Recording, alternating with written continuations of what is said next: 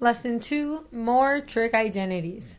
So we're going to look at some more trig identities that you are actually familiar with, and we're going to look at how to solve trig identities using the identities that you already really know in this lesson. So let's start with the review. We're going to write the following in terms of sine x and cos x. So you'll notice that here we have some of the reciprocal functions. And so for cosecant x, we know that that's the reciprocal of sine x. So I can rewrite that as 1 over sine x. For secant x, we know that's the reciprocal of cosine. So I can rewrite this as 1 over cos x. For tangent is the same as sine x over cos x. That's the quotient identity that we've looked at. And cotangent x, we're going to look at it in a couple of different ways. We're going to look at this as the reciprocal of tangent, so we know that this is 1 over tan x.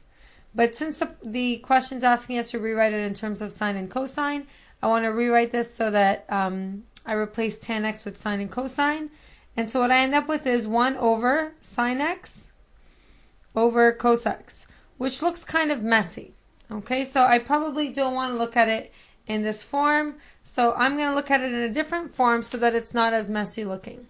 Now, because I know that cotangent is a reciprocal of tangent, then the ratio for cotangent would just be the reciprocal of what I have for tangent here as well. So because I know tan x is sine x over cos x, then I know that cotangent x is equal to the reciprocal, which is cos x over sine x. This is much easier to look at. Okay, so far what we have is the reciprocal function for sine, the reciprocal function for cosine, and the reciprocal function for tangent as well. So just a few reminders. So remember, when you are looking at a trig identity is an equation that is true for all values of the variable. Okay, so there are equations where you can only solve for specific values of the variable. Those are not called identities, but if the equation is true for every single value of the variable, then it is called an identity. To prove that an equation is an identity, you want to show that the left side and the right side of the equation are equal. And all you need to do for this part is you want to simplify the left-hand side or the right-hand side up until you get to a point where the left side and the right side have the exact same expressions. Okay, because as soon as the expressions are the same, then that means that the equation is equivalent to each other. One of the easier ways of dealing with trig identities is to try to write each side of the equation in terms of sine x and cos x. So going back to a couple of the primary trig identities that you know, or primary trig functions that you know, and that'll just make your work a little bit easier. So rewriting everything in terms of sine x and cos x first will just make your work a little bit easier. And sometimes you may need to factor or find a common denominator. Okay, so for some questions where you're adding and subtracting, you may need a common denominator. And in some cases, you may need to factor in order to try to reduce. Okay, we'll look at some examples that deal with some of these things. So what are the identities you know up till now? Well, the trig identities you know now are, first of all, the quotient identity, which is what we looked at in the first lesson. So tan x equals sine x over cos x. Then there's the Pythagorean identity, which is sine squared x plus cos squared x equals 1. It sort of looks like the Pythagorean theorem.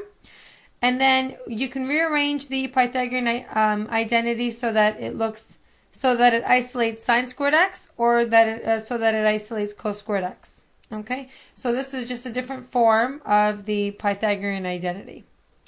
And then there's the reciprocal identities that you know based on the reciprocal functions. So cosecant you can rewrite as 1 over sine x. Secant you can write as 1 over cos x. And cotangent you can write as 1 over tan. But to make your work a lot easier, it's much easier to look at cotangent x as cos x over sine x. Okay, which is a reciprocal of the quotient identity that we had here. So we're going to look at a couple of examples. Here's our first one. In example 1, it just tells us to prove each identity. We're going to look at two parts, part A and part B. And so our goal is to try to make the left-hand side and the right-hand side look exactly the same. Now, when you are proving a trig identity, what you want to remember is that you're trying to make the left-hand side and the right-hand side look like the same expression. So start by doing your left side, right side check, so you're sort of separating it. So you have sine squared x over 1 minus cos x on the left-hand side. And on the right-hand side, we have 1 plus cos x. So a few things to remember. First of all, you want to try to make them both look similar, so you want to try to make sure that both the expressions either have fractions in them or don't have any fractions in them. You also want to think about what's common between the left side and the right side and what's not common between the left side and right side. And ideally, the thing that's not common is what you want to try to eliminate so that it helps you try to make the left side and the right side expressions look the same. So what I'll notice is the left-hand side is actually a little bit messier. I also notice that the left-hand side has a fraction, whereas the right-hand side does not have a fraction. So I want to somehow try to eliminate the fraction part here. I also notice that there's no sine squared x term on the right-hand side, but there is a sine squared x term on the left-hand side. So I'm going to try to use the identities that I know so far, and I'm going to try to eliminate the sine squared x term. So if I go back up to the identities I know, one of the identities I know is that sine squared x is equal to 1 minus cos squared x. So I'm going to use the Pythagorean identity, and I'm going to replace sine squared x in the numerator here with 1 minus cos squared x over 1 minus cos x. Okay, so that's starting to look a little bit better. Now the only problem here is that on the left-hand side here, I still have a fraction, but on the right-hand side, I don't have a fraction. Okay, so what I can do is, and I recognize this right away, and the more trig identities you practice, the better you'll be at finding the little tricks in each identity. So the trick in this identity is that the numerator part here actually represents a difference of squares. Okay, so this is sort of like x squared minus y squared. So you can actually factor that as a difference of squares. So remember, when you're factoring a difference of squares, you square root the first term, square root the last term, and then you put a plus and a minus in the brackets. It's the same idea here. Okay, so I have a perfect square. 1 is a perfect square. Cos squared x is a perfect square. So if I factor out the numerator, I get 1 minus cos x and 1 plus cos x. So square root of 1 is 1, square root of cos squared x is cos x, plus a minus in the brackets. And in the denominator, I have 1 minus cos x. Now if I put brackets around the denominators, what you will notice is I can actually cancel out a factor of 1 minus cos x in the numerator and the denominator. Remember, you can only reduce factors like this if the operations are only multiplication and division. So between the brackets and the denominator, the only operations I have are multiplication and division, which tells me I can reduce away the 1 minus cos x. And what that leaves me with is 1 plus cos x, just in the numerator. And if you look at the right-hand side and the left-hand side, they are exactly the same. So left side equals right side, and we've proven this identity. Okay, we'll look at one more example.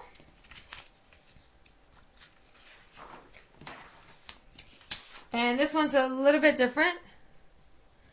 So again, we have a fraction, except this time we're going to be looking at some of the reciprocal identities. So we have 1 plus cotangent x, all divided by cosecant x equals sine x plus cos x. So let's start by separating the left side and the right side. So the left side equals 1 plus cotangent x divided by cosecant x. And on the right hand side, I have sine x plus cos x. And please be careful. Most common error on the right hand side here is that someone will tell me sine x plus cos x is equal to 1. This is not the Pythagorean identity. Remember, in the Pythagorean identity, sine and cosine are both squared, and the sum of those two values give you a result of 1. In this case, sine x and cos x are not squared, so that's not equal to 1. So be careful with that. Okay, so the right hand side is fine for now. Let's take a look at the left hand side and try to simplify this. When you are looking at a fraction, and you know that when you replace cotangent or cosecant, you're going to be introducing some more fractions. If you know you're going to get a situation like that, it's much easier to write your division across instead of writing your division down. So in this case, what I'm going to do is I'm going to divide 1 plus cotangent x. And please make sure you remember to put it in brackets. Typically, if you forget this step, you're going to mess up from there onwards, and then you'll be stuck for the rest of the question. So 1 plus cotangent x is in the numerator, and I'm dividing this by cosecant x. Now, this is a little bit easier only because when I replace cotangent x and cosecant x with sine and cosine, it'll make your work a little bit easier because you won't have a fraction over another fraction. Okay? Why am I thinking of changing everything to sine and cosine?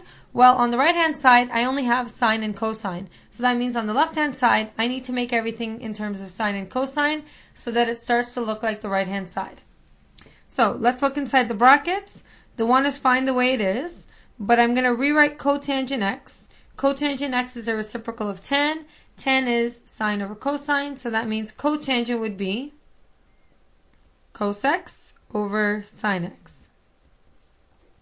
And I'm going to divide this by, now cosecant x is a reciprocal of sine x, so I'm going to rewrite that as 1 over sine x. And then in order to actually do some division with a fraction here, I need to make sure that this is one entire fraction. So what that means is I need to get a common denominator. Okay? So in order to get a common denominator with the 1 and the cos x over sine x, I'm going to add my imaginary 1 in the denominator here. And the common denominator between 1 and sine x would be sine x. So I need to multiply the numerator and the denominator by sine x.